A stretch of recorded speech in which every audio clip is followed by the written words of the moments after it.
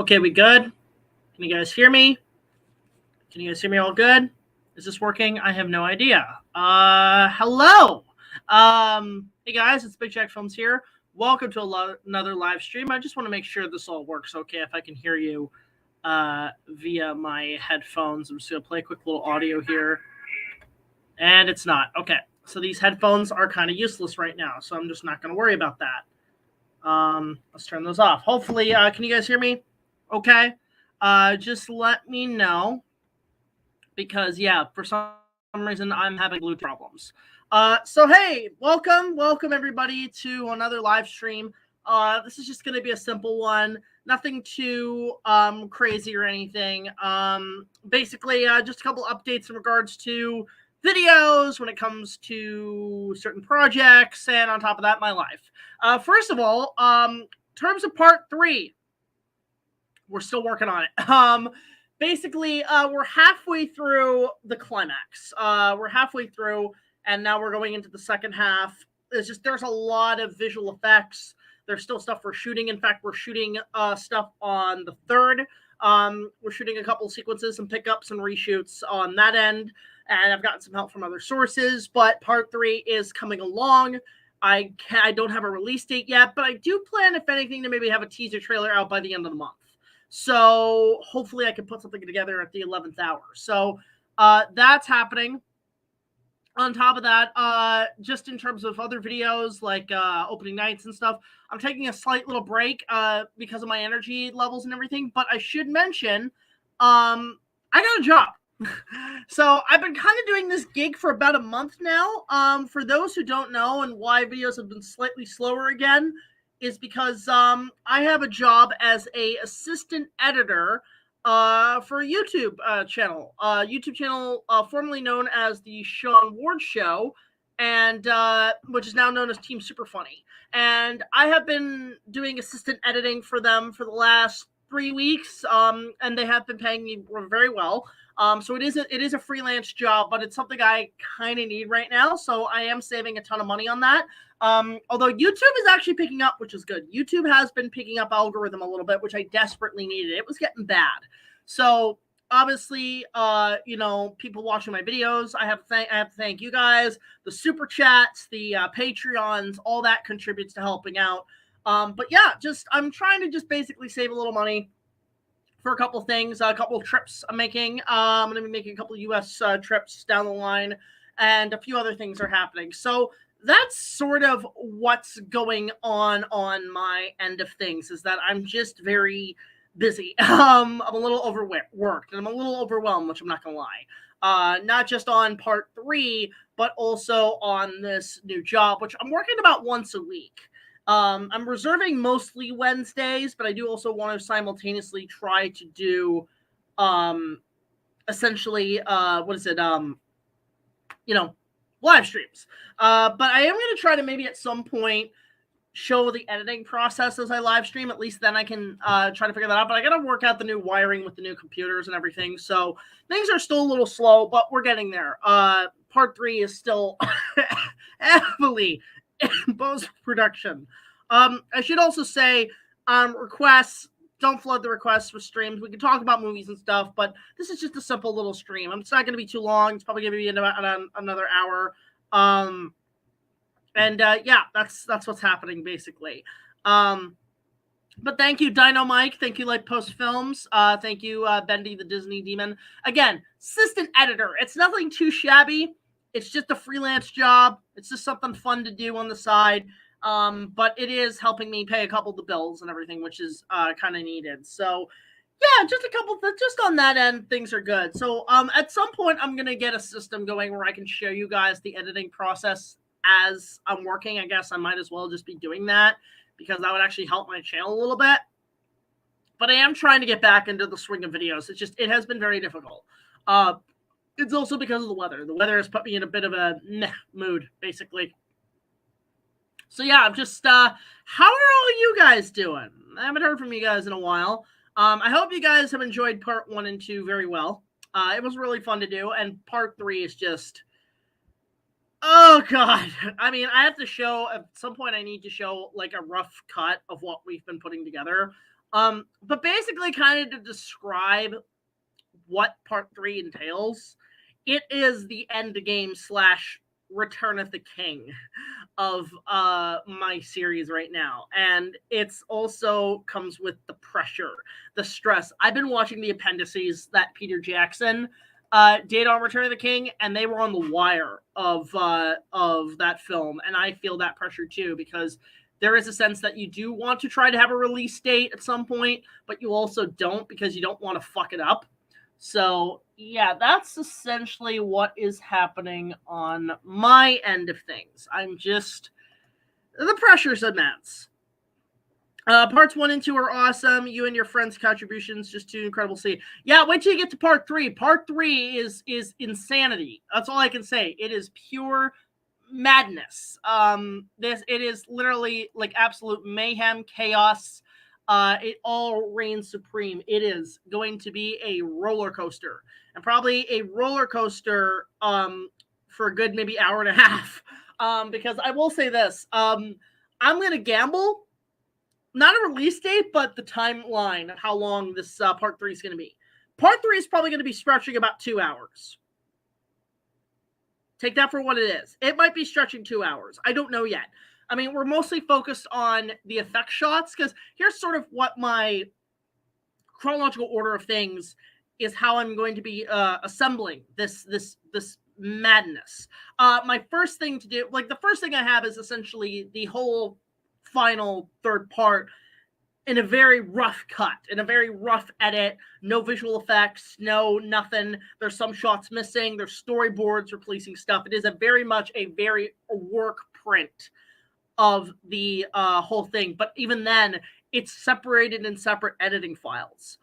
But the first thing I've done is, after I cut that down, I then have to go into putting all the visual effects together, and I've had a huge team of people helping me out with that. So doing all the visual effects, like I'll just say, like the last 2 or 3 weeks, we have knocked out maybe about 250 visual effect shots, probably around 250 out of 500 or 600.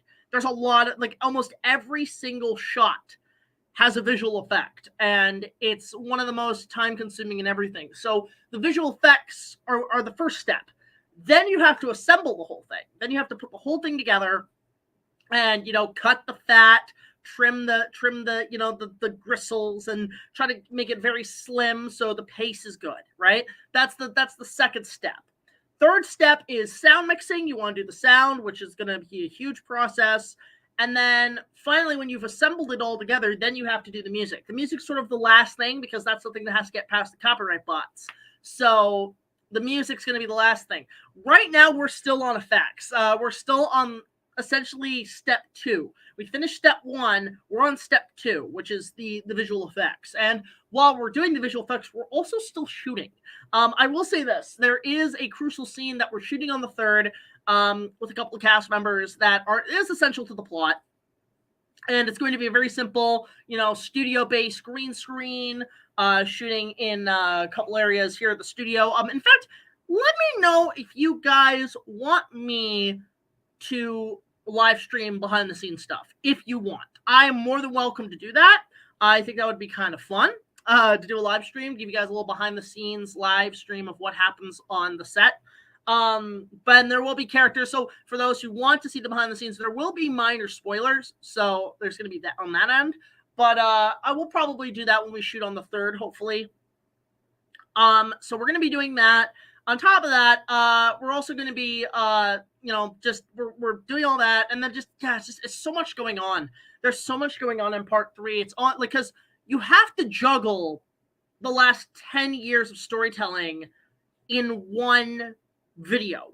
That's sort of what we're going for, is that how do we cram 10 years worth of storytelling in one video? And it was enough that we had to fit it into 2. Now we got to bring it all into 1. And so it is a Return of the King. It is going to be a very long episode. Like, this could be on record as the longest episode.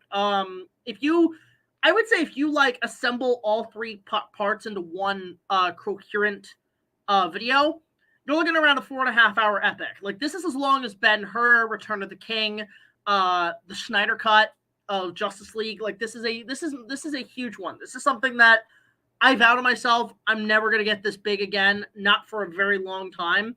And on top of that, it's just going to be very I guess you could say everything going forward is going to be very small, very condensed, going back to basics. It's just getting this out of the way has to come first. So that is also something I've been working on. It's going well, but I will do it. There will be 2 trailers. There will be a teaser trailer, and there will be a trailer.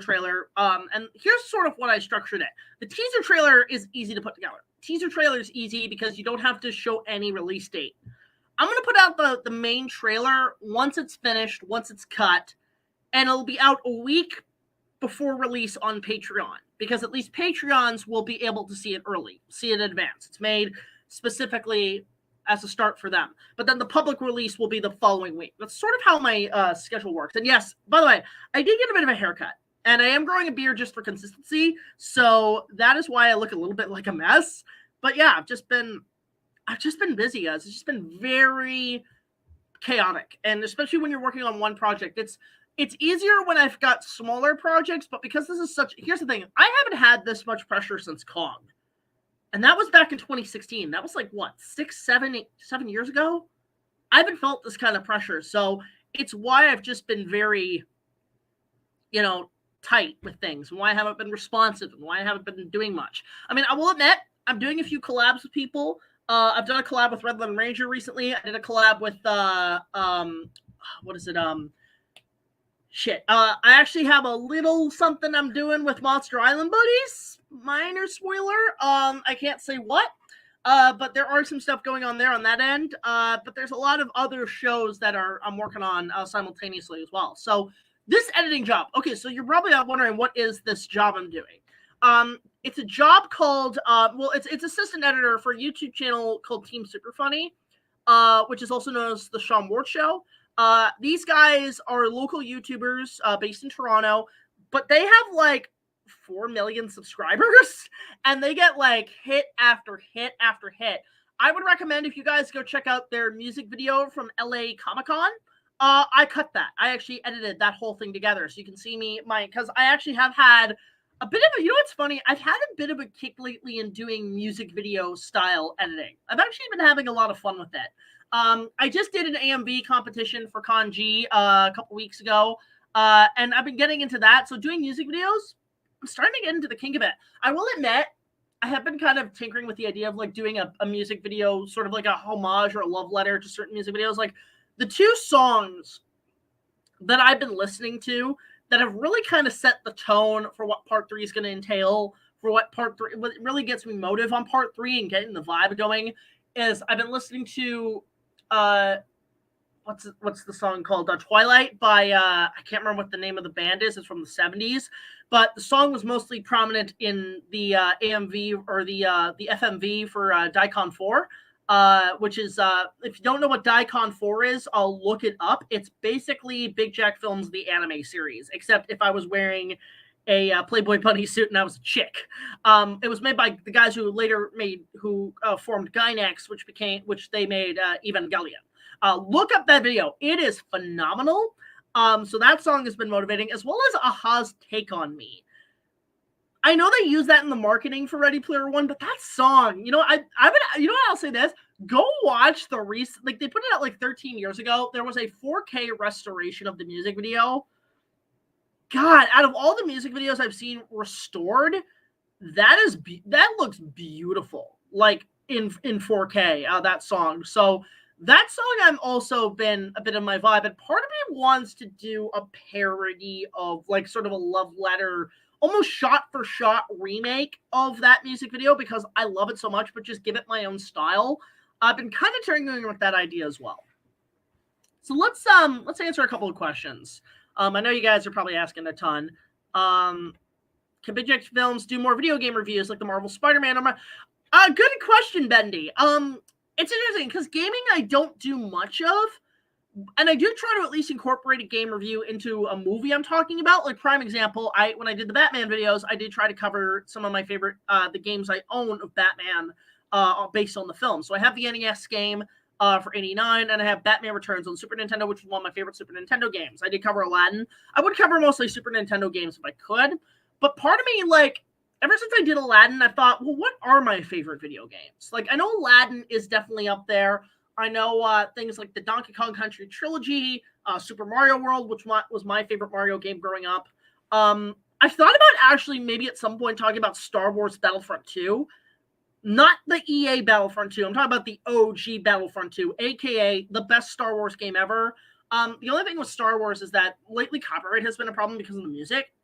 And I've thought about talking about maybe even Lego Star Wars. I've thought about doing more game reviews because they do relatively okay. I will admit, there is a King Kong game that came out recently that I knew was coming. I just couldn't find a way to play it. I couldn't find a way to watch it.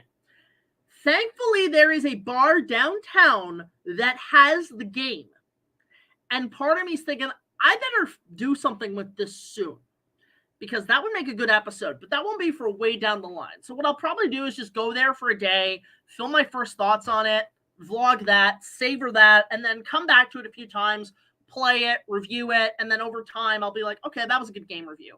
My main goal with the start of Season 8 is to go a bit more smaller, simpler, but going back to Kong reviews. Kong reviews will be the top thing first of Season 8. That's going to be the priority number one. And going forward, I want to do a 5-part retrospective, which I know, I will say this, I'm hoping to at least get part 3 out by the end. Again, no promises. Trying to get it around spring. And the only reason for that is that I am leaving the country in April. I should make this little bit of a slight announcement. I'm going to be going to South Carolina for 2 weeks. South Carolina and Orlando in April. And while I'm in South Carolina, this is a very premature announcement. I'm hoping to attend South Carolina Comic-Con. So for any of my U.S. fans, you guys can meet me there. I'm hoping to come there at some point. I'm going to be going to Orlando for a couple of days. I'm going to be going to Universal, mostly doing business stuff there. And then after that, just going to work simultaneously on all that on Season 8. In fact, we're going down to South Carolina to film stuff for Season 8. So there is stuff being filmed there. So we are really working hard as much as we can to get things done. But game reviews, we definitely do want to do more of. So there's that. What is my favorite PS1 game? It really is a toss-up between a couple. The Spyro trilogy for me, hands down. Spyro trilogy, best games on the console. In fact, parts of me wants to go back to doing Let's Plays on live streams and just stream the Spyro games, because I had fun playing those growing up. I love Rugrats Search for Reptar. I love Tarzan. A lot of license-based games I like on the PS1. I do enjoy Dragon Ball Z Ultimate Battle 22, only because I grew up with the PS1, but I never transitioned to PS2. I got stuck with the Xbox, so I missed out on a lot of the Budokai games, and I was so mad. But then I finally got Ultimate Battle 22, which I'm like, okay, it's a PS1 game, might as well play it. It's awful. But the opening singing is amazing. Great animation from Toei. But in terms of just doing PS1 games, maybe someday I'll talk about a PS1 game. Let's see. Holy crap, we're getting a lot of people on here. Speaking of Kong, did you know? Yes, I know, Pokemon fan 2750 turning 90 next month. I have talked to a few people about what they're doing to celebrate, and honestly, a lot of us, like, there's a couple of hardcore Kong fans I know, myself included. We don't know what the fuck we're going to be doing to celebrate. We're kind of at a stalemate because we don't know. Our schedules are so overbooked. We don't know if we're going to have time. I'm going to try to maybe get a video out, but I don't have 100% guarantee on that. When will the Star Wars prequel trilogy release? So the prequel trilogy is set to, I've said this many times, we're hoping to have a December release. That is only because the reason it's being delayed again is because of just the finale, circumstances with production, my ambitious ass not letting stuff go just for the sake of release. like I am very much a highly controlled of these productions, so it is very tough for me to let go of certain things that I really want included in the videos. So the prequels, thankfully I will say this: Phantom Menace is 95% complete. Our main focus right now is 2 and 3. Over this year is going to be our main focus. So there's going to be that. Hi, Dean. Good to see you. Guys, go subscribe to him and IndiFan. I plan to visit 76 videos of various quality in April for Kong's 90th anniversary. 69 videos a week. 69. Make sure my remake's in there, buddy. What do you think of the Super Mario Brothers movie, the Illumination one? I'm excited, actually. I really want to see what they do here. There's a lot of positivity so far about this movie. And on top of that, it's a huge marketing thing for Universal. They got their Super Nintendo World, and I think this movie is actually going to be doing really well. In fact, it is the thing is, the reason I think it's going to do well, the reason I think it's going to be accurate, Nintendo is holding Universal hostage. They are pointing a gun at them and telling them, you better not fuck this up. You know damn well Illumination was like, we're going to add poop humor, and Nintendo's like, no, you're not going to do that. And they tried to be as accurate as possible, which I love. But they're already setting up essentially a Nintendo cinematic universe, because what's next on the schedule is obviously rumors of a second Mario movie, which I don't know if they're going to do Super Mario Brothers 2. That'd be great to hear the themes from that, because that's actually my favorite of the 3 NES games. In terms of, I heard they want to do a Donkey Kong movie with Seth Rogen. Great. But I'm more interested in what they've been talking about. A Legend of Zelda movie. They might be finally doing it, and it might be animated, because they eventually want to do their Avengers with Nintendo and basically make that Super Smash Brothers, which I'm like, yes. With Zelda, I have heard rumblings that they want to do it, and I only have two requests regarding the Zelda movie. One, as a nod to Legend, which was said to be the reason Zelda exists, Ridley Scott's Legend, you got to get Tangerine Dream to do the score. What are they doing nowadays? I think it would be cool to see them back doing music for movies, especially with that 80s. Like, imagine the Zelda music with that 80s synthesizer on kin with Legend or Never Ending Story. But there is one other thing I want. I have one casting decision, and it's going to be for a character that doesn't talk much, but I think would be interesting. Princess Zelda. Who would I cast for Zelda? Everybody talks about Link. Everybody talks about Ganon. Who would I want for Zelda? It's going to be interesting, and I've said this on Twitter. Zelda Williams. You're probably thinking, who the hell is that? That is Robin Williams' daughter. Now, you're probably thinking, why her? Because, remember, her and her dad, Robin named her after Princess Zelda because he was such a Nintendo fan growing up in the 80s. Like, he actually did play Nintendo. He was a huge advocate, not just for anime, but gaming and everything.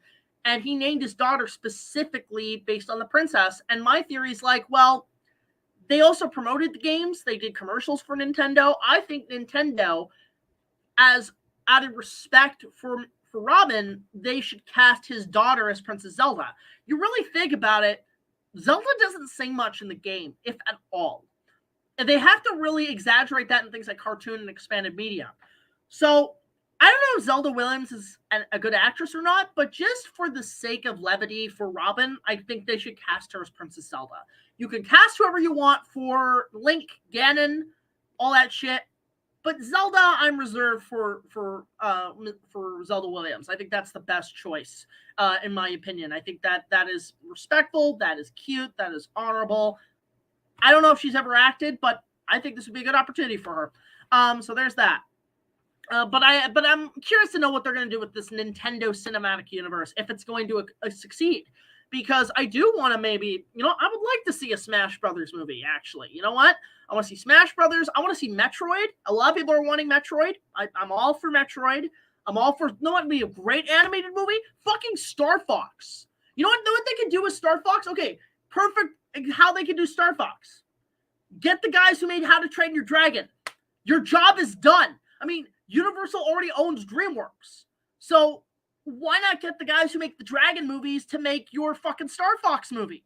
Imagine like the flight scenes in 3D. Like, it'd be like on par with the Dragon movies.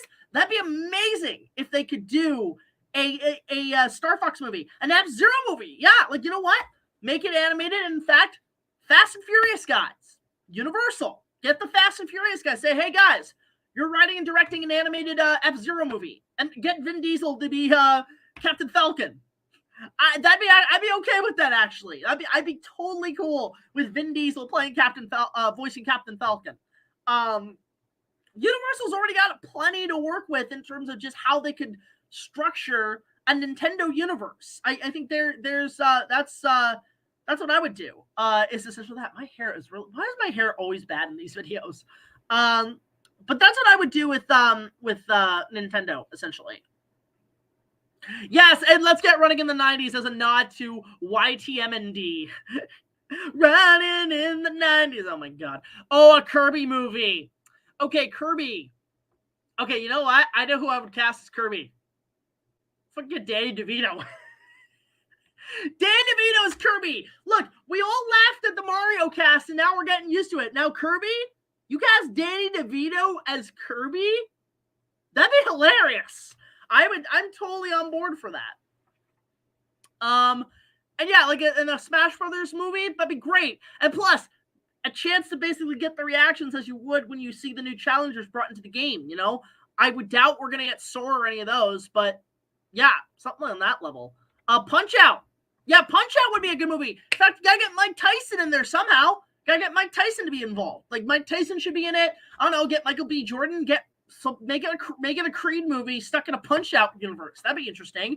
I'm all for that. I would love to see a Metroid movie. Yeah, we're talking all about Nintendo today, aren't we? Super Smash Bros. Is going to be risky since Universal has to get the Sonic movie rights. That's another thing. I don't know if Paramount and Universal, are they in a good relationship right now? And Universal and Warner Brothers, but I don't know about Paramount.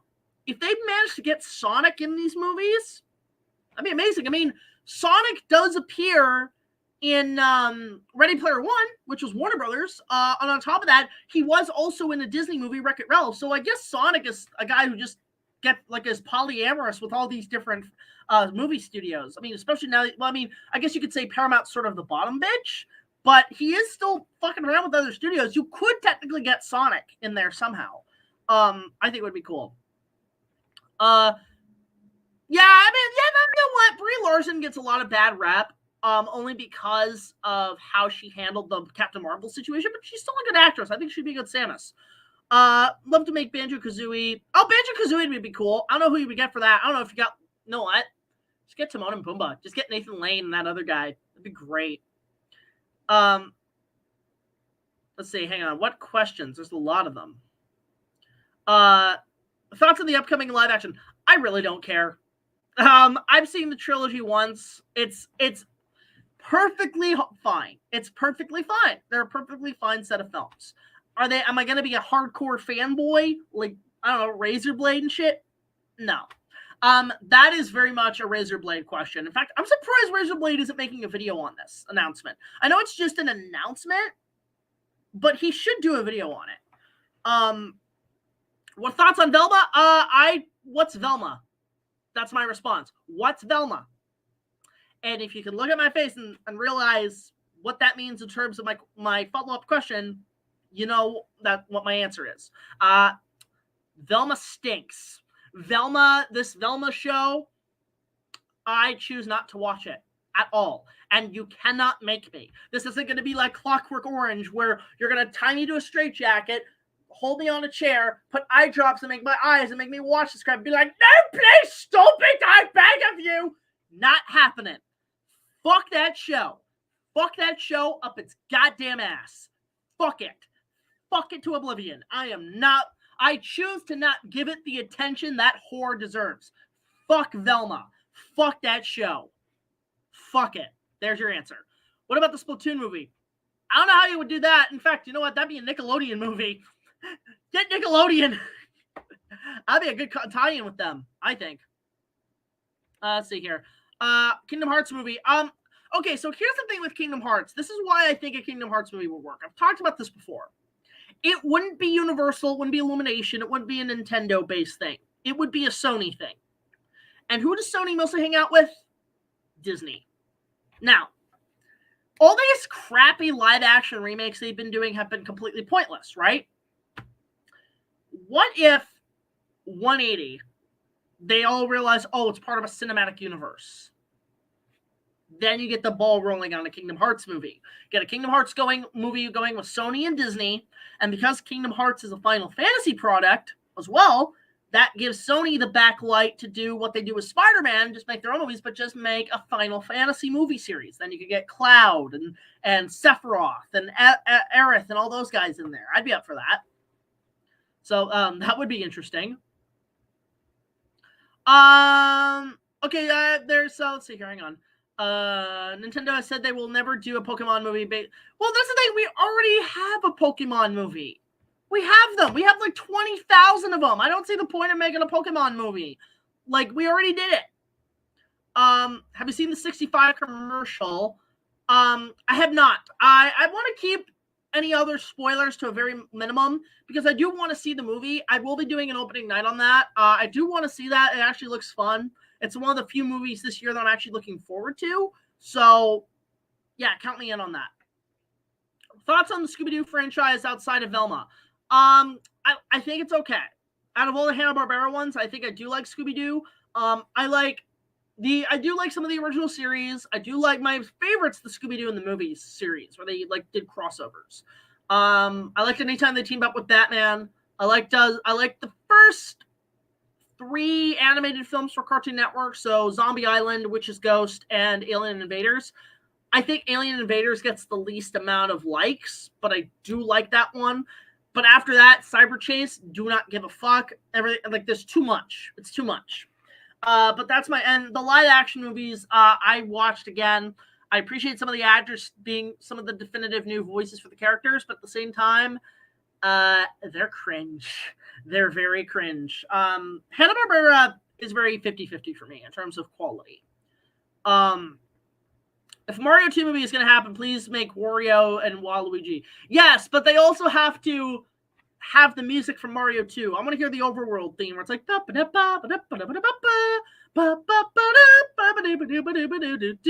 really hope I hear that, at least in this movie too. I want to hear that. Why not Kingdom Hearts just like Jurassic Month? Because that's a lot of games, and I've never played the Kingdom Hearts games. I have the first one. I just haven't played it yet. So it'd be interesting. I mean, I wouldn't mind doing game reviews. There seems to be a demand for more game reviews, so I'm going to give that maybe a consideration. Thoughts on the Therodosaurus from Dominion? You'll have all my thoughts when I talk about Dominion eventually. Let's see here. So Charles Manett is in the Mario movie as cameo voice actor. I would love to see John Leguizamo and Samantha. Yeah, that'd be kind of nice if they did that. I mean, you saw the Super Bowl commercial where they used the Super Mario Brothers Super Show cartoon intro, and the lady who called them up apparently was the voice actress who played Princess Peach in the original cartoon, which I thought was nice. If only they could get John Stalker, who was the original Toad. What do you think of Pac-Man and the Ghostly Adventures? I've only played Pac-Man on that coffee table arcade, like where you just sit down and drink coffee and you play it. That's all I know about Pac-Man. I'm not a big Pac-Man guy. Let's see. We all just love video games. Yeah, gaming's great. Surprised there's a lot of gamers on here today. What's my new job? So I brought this up early in the stream, is that I am an assistant editor for Team Super Funny, aka The Sean Ward Show. Which is a YouTube channel that has over 4 million subscribers. They get a lot of views. They mostly focus on DC and Marvel stuff, so I've been editing some of their projects on the side to help them out, and it is a paid gig. It is a freelance job. It's a fun freelance job. I'm enjoying right now, I'm kind of editing a video based on Spider-Man. So there's a lot of Spider-Man stuff material I'm working with, and it's really fun to cut together. I just finished a DC thing for them that they shot in Florida, so I'm assembling stuff for them. And it's really fun because I can work in my element. They actually do like my additional material that I do add. So if you want to go check out what I'm working on, Cooper Alt, check out their recent music video from LA Comic-Con.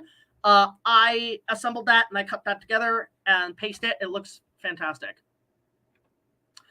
We review the Sam Raimi Spider-Man movies. I'm thinking about it. I don't know. I want to mainly focus on basically I want to focus right now on reviews that are either in popular demand aka Kong. I want to get back on Kong reviews again. But in terms of just reviews, I want to still keep to the story-based, like things that are kind of flow the story, and just whatever I want to talk about. Just basically on the list this year for season 8 of what I want to talk about, at least the first half, from the 5-part Kong reviews to the Star Wars prequels.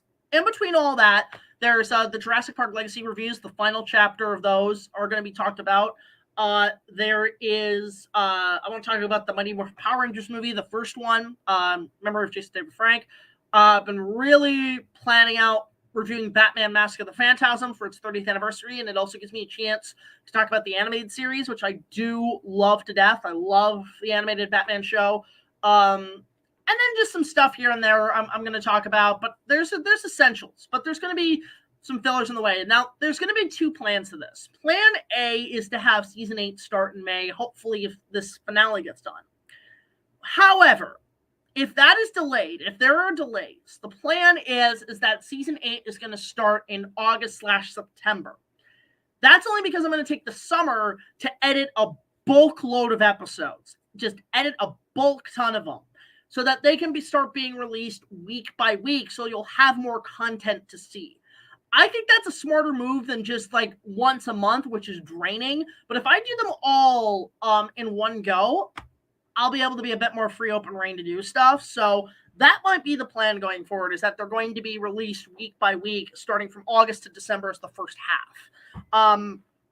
I think is what's going to happen. Again, Toon Keen, you can ask as many times as you want. I will not announce a release date until the thing is locked, because this thing, I do not want to make any promises and then I fuck up and then it can't be released. I'm going to try to evade that. So there will be a teaser trailer just saying coming soon, but announcements of release date is going to be very, very, very unknown at this point, because there is a lot still going on. We've only done the first half of the climax. And that was a lot. That's like 200, 300 visual effect shots. And that's on that, like half. We're still doing, like, this is insane. And I know a lot of you guys are very patient for this, but trust me, this is going to be worth waiting for. In fact, we shot an opening that kind of reflects the patience. And it's got a lot of great, this is one thing I will say. This is a very epic finale, but there is a ton of jokes in this. You're going to love the humor throughout this whole final chapter. There is so much going on in this. I can't say much yet. I can't say much because I don't want to spoil it. I don't want to spoil it. So there's that. Let's see here. View any horror films like the Halloween or Friday the 13th. I've tinkered with the idea of talking about the Halloween movies because I do like them out of all of them. I do definitely want to go back and do another Halloween special where I talk about more of the Universal monsters that I missed. So Phantom of the Opera, the Invisible Man, some of the other characters on the monster list. I do want to do another one of those because I did have fun making the first Universal Monster Halloween special. So I definitely want to do more Halloween specials. I do have fun doing those as an annual tradition. So there's that. Take your time. Thank you so much, Dean. Do you think a Sonic movie or Detective Pikachu are connected? I don't know. They would have to really kind of shoehorn them in, but I'm not sure. Quick review of Daredevil 2003. I remember seeing it at the drive-in. That's about it. I saw it at the drive-in 20 years ago, and I don't even remember it. I was like, don't remember it in T-1 day. Yep, already forgot. I know who Daredevil is. I thought the movie for what it was at the time was okay. I just haven't revisited, so I'm not 100% sure if it's good or not. Calendar Prime has arrived. Sorry I didn't come earlier. No worry, man. No worries. We're just discussing updates on things going on. Take your time, man. I haven't watched your last Unicorn review yet. Yeah, man, go watch the entirety of season 7 up to the finale. Catch yourself up. You've got plenty of time. There's plenty of episodes that we did do reviews on. In fact, something I'm going to also do that might also help season 8 is I'm writing in a scene for the ending, because the thing is also, you got to remember, guys, we haven't shot the ending to this finale yet. We're still waiting for a day we can all shoot this. We have an ending. like how it ends. But it ends nicely. It ends where it follows up to the next season. But I'm going to write in a quick little line where I say, oh, I set up archives. Basically, I like that idea of having like previous recorded episodes because that does help in terms of just doing episodes that don't involve the story and allows me to pump out faster videos. So I'm going to probably keep that up starting up with season 8. So season 8 might not even start with the Kong reviews that I have planned. Like, it's going to be part of it, but there's going to be stuff in between that I want to talk about. Should they do a Legends sequel? I would love to, but I think it's a little too late. A couple of reasons why. I don't know if Tom Cruise would be interested. I don't know where Mia Sara's at. I know Robert Picardo is still kicking. But some of the cast members have unfortunately passed away. Some of them are in not good condition. Tim Curry, unfortunately, is just not. He's not going to come back. He's retired at this point. But that'd be interesting. Never too late. Yeah, true. Also, can you answer my previous questions? It's tough when there's like so many going by, which holy crap. Guys, thank you so much for all the chats and stuff lately, like for all the conversations. Like, it's great. Also, don't forget, super chats also help. Holy crap, we're getting so many right now. Do you think we'll get a Dino Crisis remake or part of the game modern consoles? That'd be nice if we did. I would like to see a revival of Primal Rage. That's what I want to see. Which monsters would you like Kong to fight against? I'm pretty good with all the stuff Kong's fought. I'm pretty satisfied. Dwayne, do Donkey Kong. No, that's the thing. We already got Donkey Kong. Why don't you do opening nights in your car anymore? Because I don't have a car. Something I should point out is when I do opening nights, I was using my parents' car. And because I don't live with my parents anymore, I actually don't have a car. So I just film it in a better environment. But until I get like friends to go with me to see movies is when I'll do another review in the car again. Is basically why I don't do opening nights on that. Yes, you can. Absolutely. Hey, free promotion. In fact, I just want to say free promotion, guys. I just want to let you guys know, if you guys want to cover and review my work, if you want to do video essays on my work, if you want to roast the shit out of them, aka YouTube poops and so on, I'm open for it. And for me, it's a form of flattery. But feel free to review stuff. Feel free to review my content. It's all good. I find video essays and stuff on that, whatever the case may be, is good free promotion. Did you hear about the upcoming Joe DeVito comic series calling The Great War? No affiliation, Ethan, with the storyline element. I think it's just The Great War has been a title for a lot of things. It has actually, The Great War in terms of a title has been used for many things. It has been used to sum up World War II, has been called The Great War.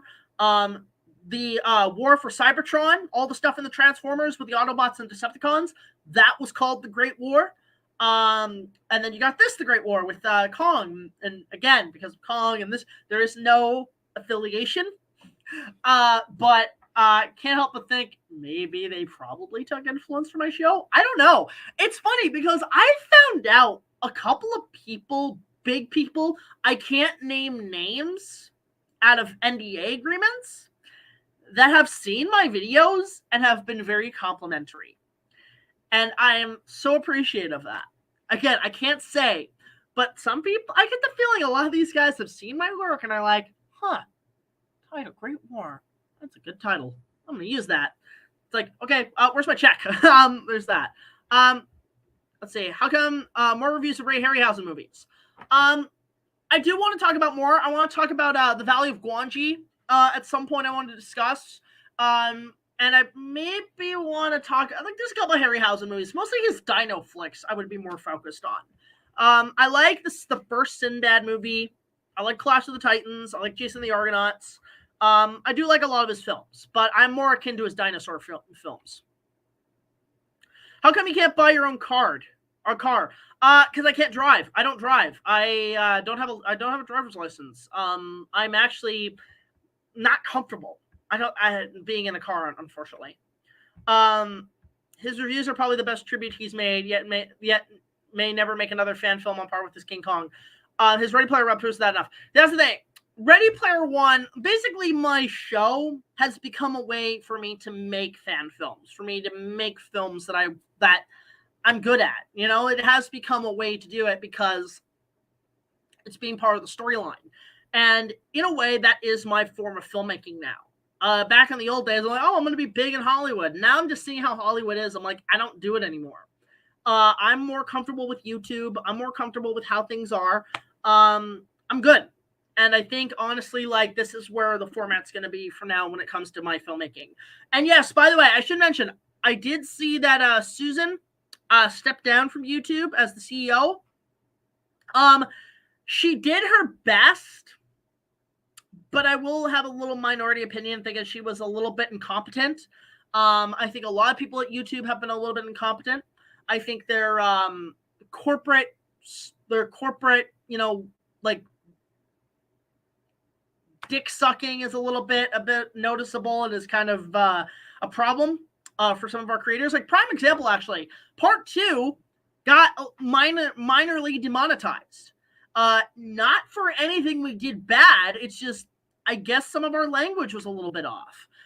Although they did say don't swear in the first 17 seconds, which we didn't. But I guess somebody who censored the video was a little bit of a snowflake and a little bit of a hypersensitive individual that didn't like some of the things I had to say. So he decided, no, you're not getting money for this. I'm like, I'm one of those people, like, I actually brought this up with Team YouTube on Twitter. I honestly think there should be a rating system. And what do I mean by that?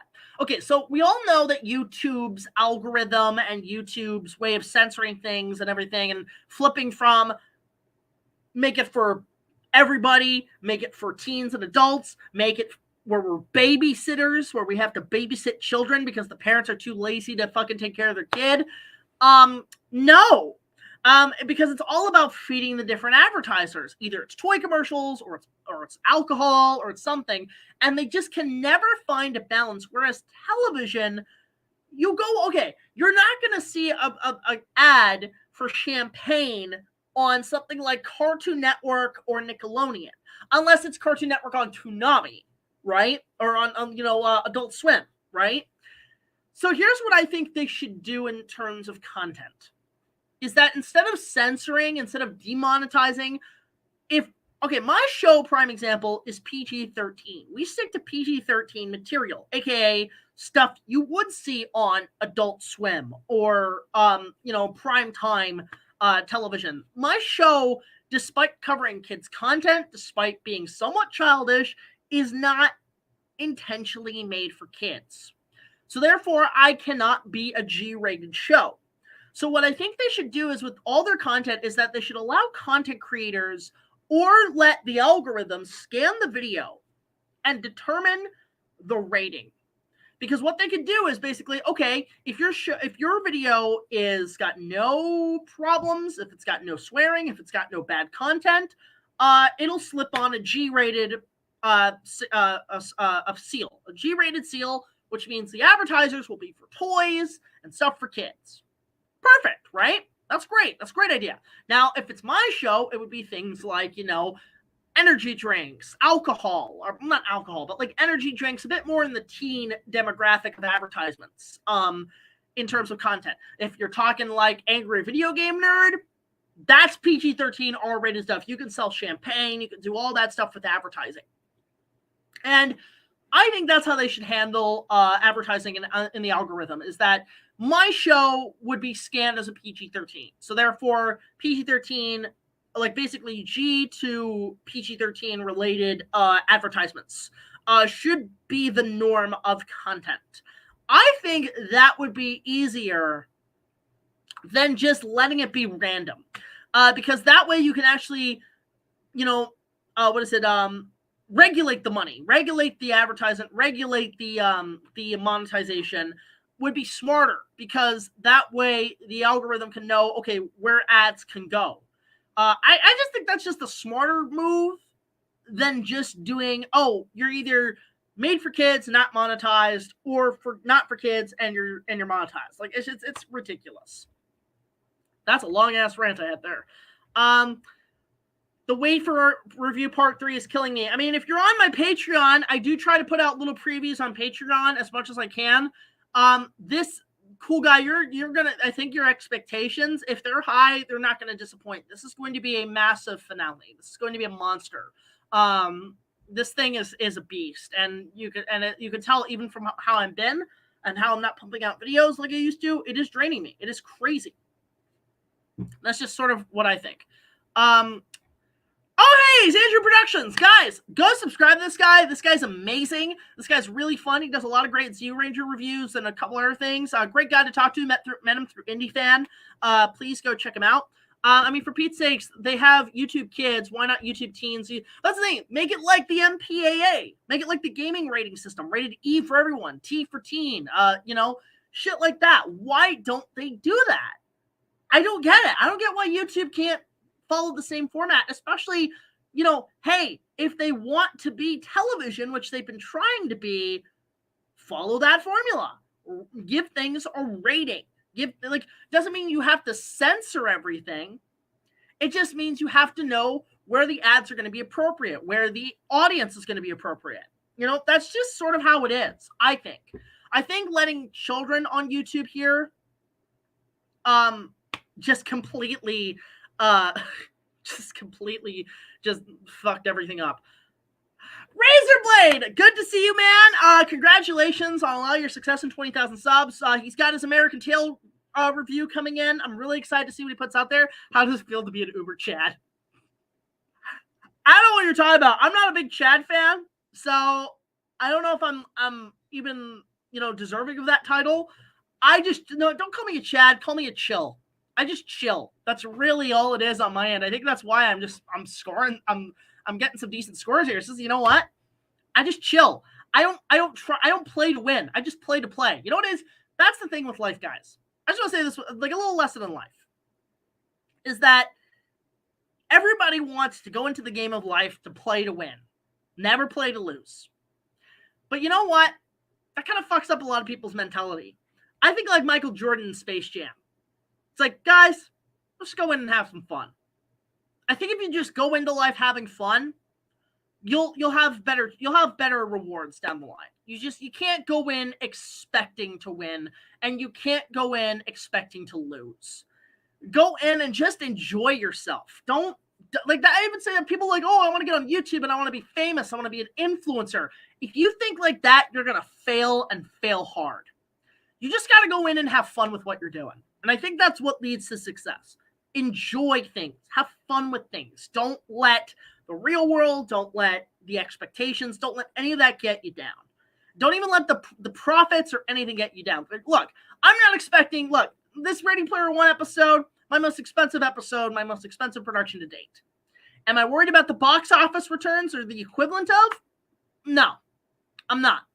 Because the money is well spent. The money is well worth playing the game.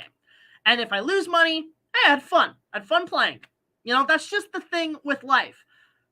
People just don't want to play. People just don't want to have fun. And that's where we lose a lot of our dignity, and it's where we lose a lot of our positivity, is that we go in, with high expectations to win. We don't go in just to say, guys, just have fun. Let's just enjoy ourselves. Why are we making this we're taking this way too seriously? That's just sort of where I'm at. And yeah, thank you so much. Yeah, for coming in, RaisorBlade. Really appreciate it. Definitely, guys, go check out his channel. He's like, where are you at now, man? Are you at like 30,000 subs? The student surpassed the teacher. Because I remember when you were just a small fry, you were slowly getting up there. And then when you hit 10,000, I was like, wow, okay, I'm impressed. Now you hit 20, I'm like, the student has surpassed the teacher. Which, by the way, RaisorBlade, I'm going to have to message you on Discord after this at some point in the stream because I have a proposition that I would like to discuss with you. So I will keep you posted. But thank you for coming in. Thoughts on Winnie the Pooh, Blood and Honey, and Ant-Man? I haven't seen either. I haven't had time to go to the movies, unfortunately. What would it be like if you faced off Crocodile? I think I would be the equivalent of Lord Beerus in Dragon Ball Super. Not to quote Kylo Ren in The Force Awakens. He means nothing to me. For those who don't know, Crocodile is a villain on Fandemic, which is IndiFan show, which Dean is a part of. Crocodile is an interesting villain. I think he's very much akin to like Goldar in Power Rangers. He's trying to be intimidating, but you can't take this guy seriously. I think that's how my character would react to him. It's just like, yeah, you're trying to be intimidating, but man, Crocodile, I can't take you seriously, buddy. Part of me wanted to include him in the finale, but I just haven't had time to put him in. So I don't know, just a way to kind of connect everything. Which, by the way, guys, IndiFan's Fandemic show, as well as the Media Hunter, Isaac's the Media Hunter's next episode, are going to connect to the finale as well. So look forward to those down the line. There's that. They're spin-offs. They're like Ant-Man and all those characters. I'm certainly grateful, Jack, I was able to see that masterpiece. Yeah, it's a good movie. I was actually recommended by RaisorBlade to see it, and I loved it. I had a really good time on that. What are some of your favorite Hammer films, not counting 1 Million Years BC? Good question.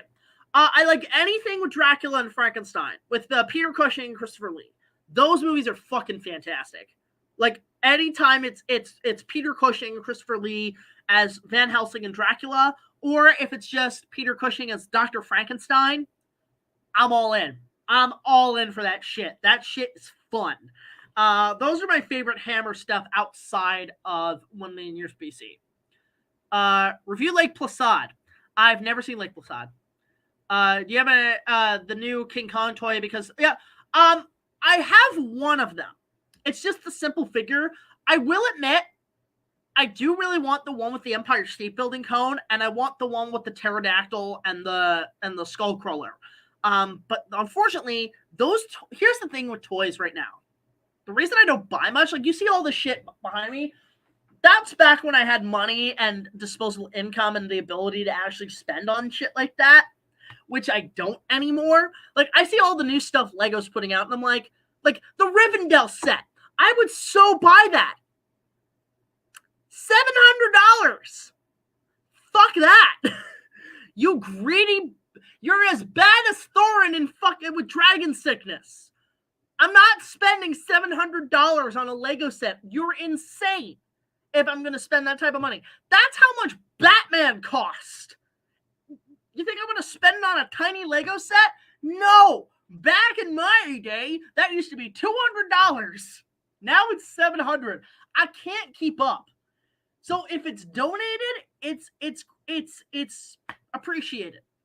But when it comes to any kind of buying shit new, or any of those toys, any of the hot toys or anything, there's no fucking chance in hell of getting those. No chance. Prices are way too high. I need to see the Hammer films one of these days. Yeah, start with the Dracula movies with Christopher Lee. Those are the best. Oh, this is a good question. Favorite Ed, Edd n Eddy episode? Okay, so what's funny enough is, okay, first of all, Obscure Media TV is actually covering the series as a series of vlogs. I will admit, I love the hell out of Ed, Edd n Eddy. That was my favorite show on Cartoon Network. My favorite episodes. My all-time favorite episode is Avast Ye Eds, where they build a creek cruise out of a tire, which, in technical terminology, if you planned it out right, that could work. That's the thing I like about the Eds schemes. Some of their schemes, logically and like with the physics of it, they could work. They could technically work. Can I get like a whole Mythbuster show based on cartoon logic? I think that'd be pretty sweet. Like I love all the technical skits they come up with. So like Avast Ye Eds, they make a tire swing and they make it a cruise line. They use like underwear as a sail and like some sort of umbrella mechanism. And I don't know why the fuck Ed thought to use a fucking stove as an anchor, but that would make you sink right away. And then I love the fact that the Kanker's pirate ship, it's a bed mat.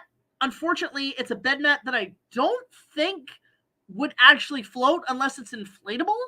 But then on top of that, you have like curtains and stuff or bed sheets used as sails. Like, how is that able to steady on the inflatable mattress? But then the biggest one where I'm like, okay, bullshit. Using a weed whacker as a propeller, I don't know if that would work. I don't know. Would it work? I don't know if that would work. Somebody better do a Mythbusters on that. But in terms of other episodes, I like the one where they have to impress Kevin to get his garage full of jawbreakers, only because of the opening skit where they built the moat. The water part, I'm not 100% if that would work functionality, but I love the idea of the bridge being made out of a door, Because would a door be able to hold the weight? Would it be able to hold the weight of a person? I don't know. That's an interesting, again, another theory. I like those Mythbusters sort of things of the logic. And other episodes, I like Vert Edgo, which I think is, well, first of all, that's a nod to Alfred Hitchcock's Vertigo. But that's the one where they built the clubhouse, because when I was a kid, I always wanted a treehouse. So I always wanted to build a clubhouse, which I did try several attempts, and they failed. But I've always wanted to build one of those at some point, like an actual legit treehouse, like not like a teeny tiny one, like a legitimately big one. Does anybody even do that anymore? Who the fuck builds a treehouse nowadays? In fact, why aren't we building treehouses now? Treehouses sound still pretty freaking cool. Like, think about it. Like, think about if everybody built a treehouse, we'd be living in freaking Sherwood Forest, like Robin Hood, or we'd be living like fucking the Ewoks on Endor, Return of the Jedi. It'd be amazing. We all going, yep, yep, each out, yep, yep. Like, who does that anymore? Other episodes, Dueling Eds, I like, where him and Rolf have to fight on a bridge with fish. I love the idea that he builds this giant chasm just to put a tree over it and make them fight. Something classic about fighting on a bridge. It's great. Yeah, maybe someday I would like to do my top 10 favorite episodes as a series. Like, I've thought about doing that to review television shows, as I would just basically do the top 10 episodes of this show or the top 10 episodes of that show. I think the first one I'm definitely going to do is the top 10 Inuyasha episodes. Once I finish the series, I'm going to basically go through the entire series and say, what are my favorite episodes? But definitely want to do that with Ed and Eddie at some point. Would love to do that with, there's a couple. Maybe the Clone Wars, like some of the Star Wars shows I would probably do as like my favorite episodes. At some point, just to give me a bit of a rundown of the series, is how I would probably go about nowadays. Yeah, we need Treehouse. I love a Treehouse. Yeah, I always haven't seen Treehouses are great. I think treehouses aren't dangerously nowadays. Hi, freaking Richard Tyler's dad from the Pagemaster. Obscure reference. I want to go on a subject here. Anybody else remember the Pagemaster? I love Pagemaster. Part of me wants to review that movie. Like, talk about, you know what? It's funny. There's things that RaisorBlade's basically reviewing a lot of different animation divisions all in one go as a binge. Like, I think he's finished up all of Don Bluth's work. And now he's finishing up with American Tail, which is great. But then here's the thing. That opens the box to where he could potentially talk about the sequels.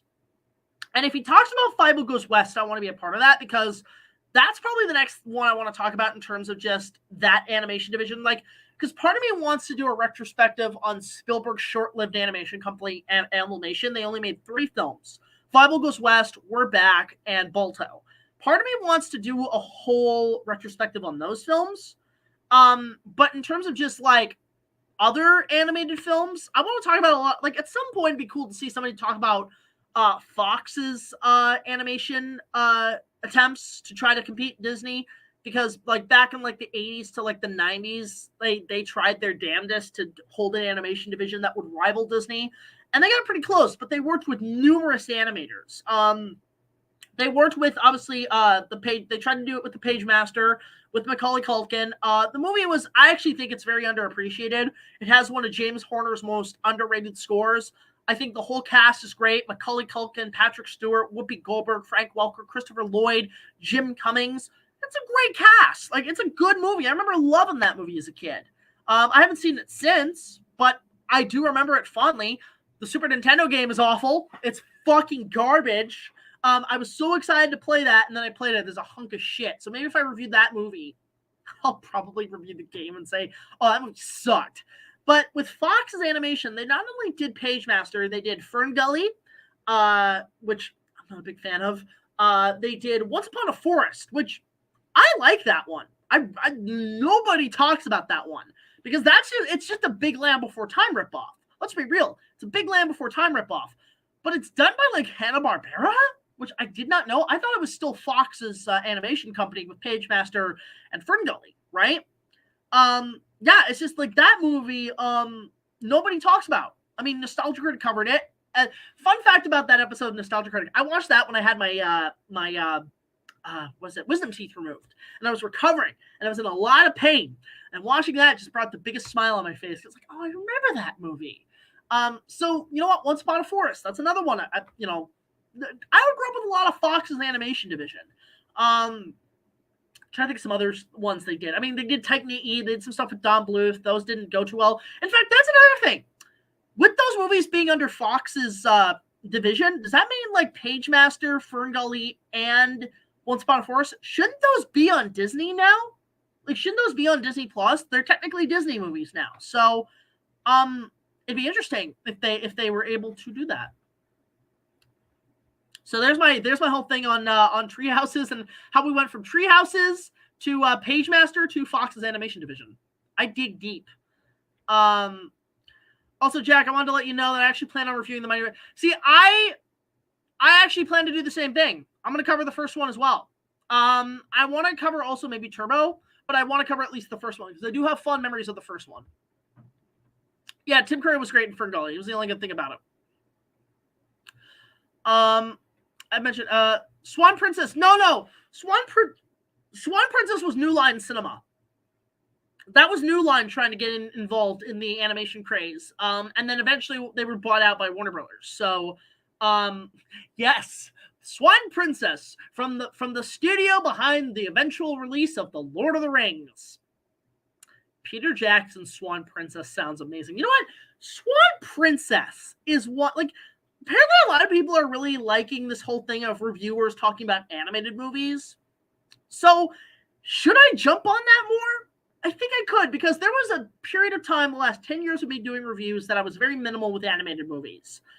Because I kind of grew out of animated films. But after I did Lion King, and after I've went back and watched a lot of the stuff, like I've been rewatching a lot of the Disney movies on Disney Plus.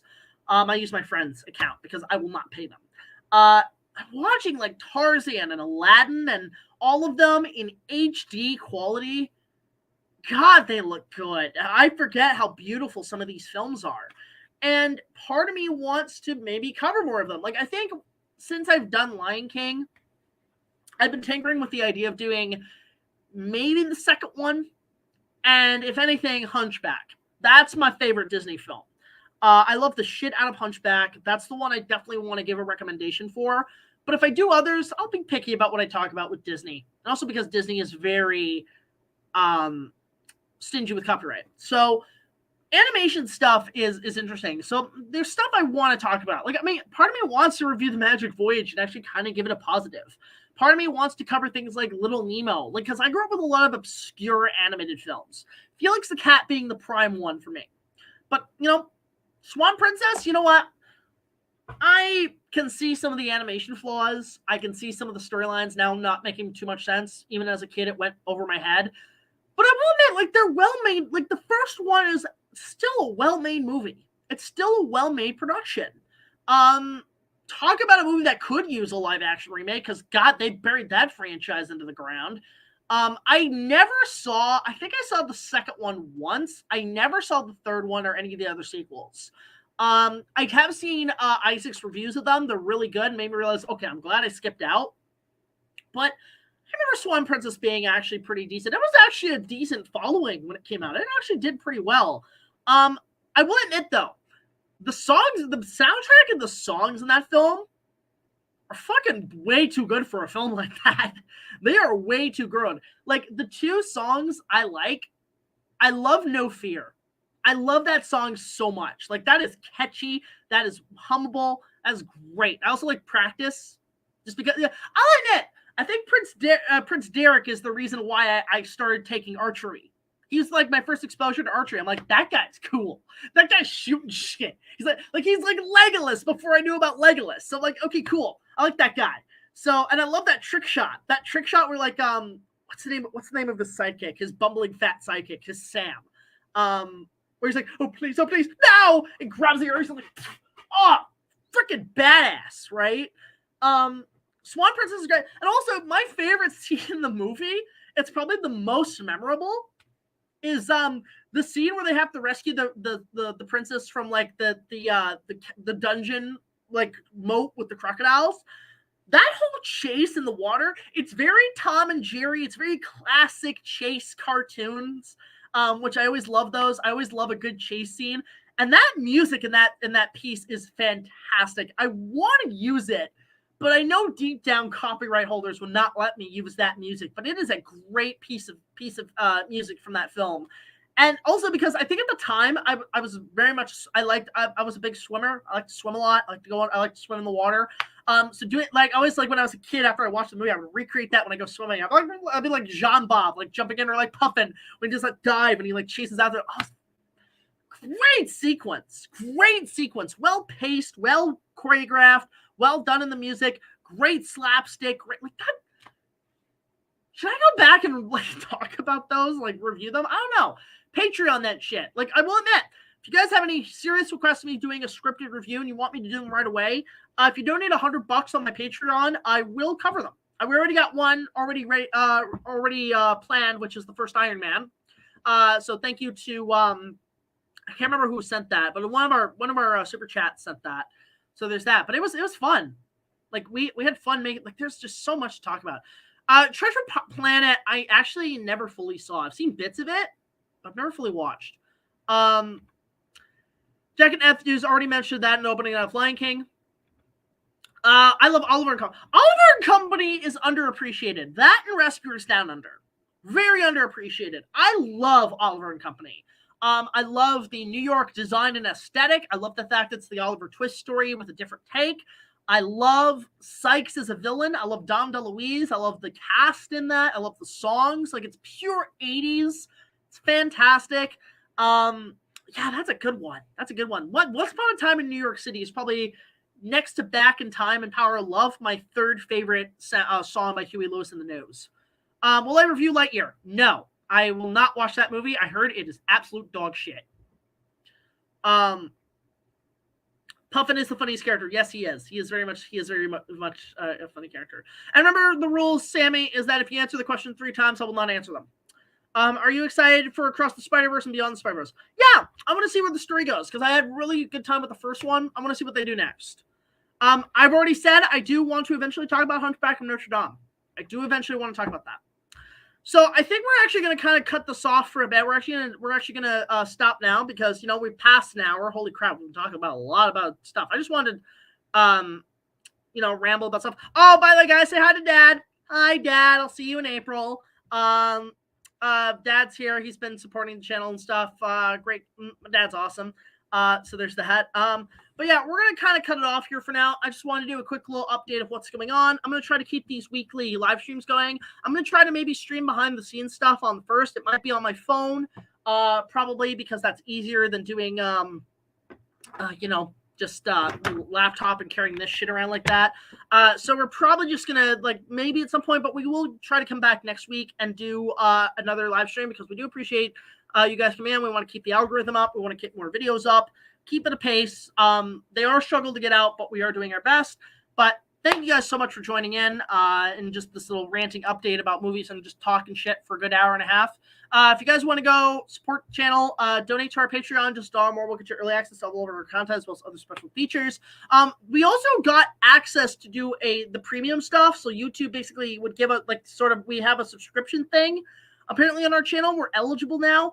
I don't know how that works. I have to figure that out, but feel free to do that. Do a monthly subscription. We don't have any tiers yet, but all the donations and stuff is appreciated on our end. It allows us to keep making videos. But comment, subscribe, go watch the first 2 parts. Really appreciate you all coming in. I know this was just a quick little stream, but just want to let you guys know where I'm at, why there might be not as many videos. I am currently just essentially busy doing this freelance job and working on part 3. One last thing before I go, and it's a little task I want to give to Ursus the God here. Because Ursus the God, I just want to give a huge shout out to him. He has been probably the best moderator on these streams. In fact, I should get more people on board as a crew to help out as moderators. And I will be picky about who I choose on those. So don't be like, pick me. No. But he has been a huge help in keeping track of things on our channel, keeping track of our content, what we talk about, referring people to what we've discussed before so we don't repeat ourselves. Huge shout out to him. Guys, please go subscribe to his channel as a token of our gratitude. He'd really appreciate that. But I will say to Ursus, since you are keeping track of a lot of this shit, I want to know, I have a task for you.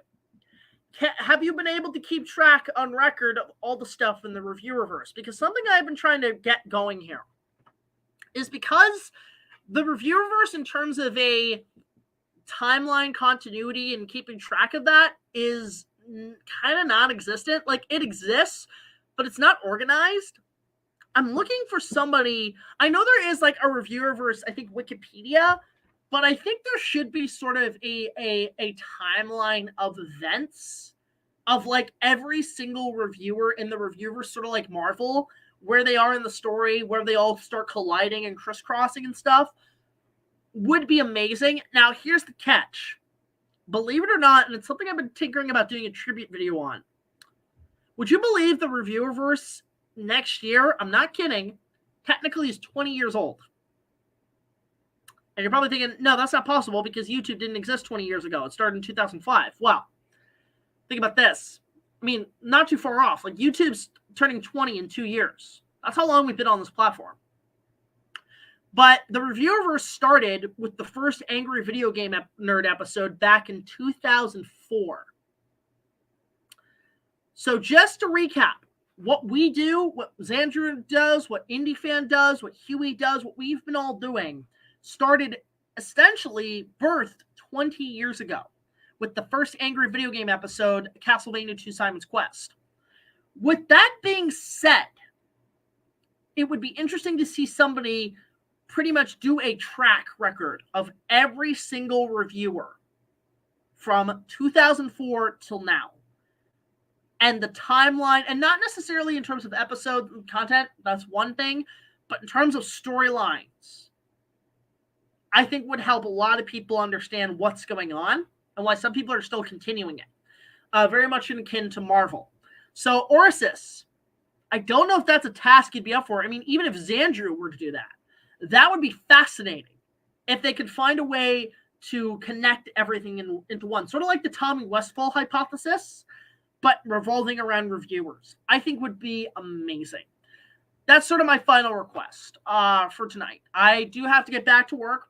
I do have to make dinner.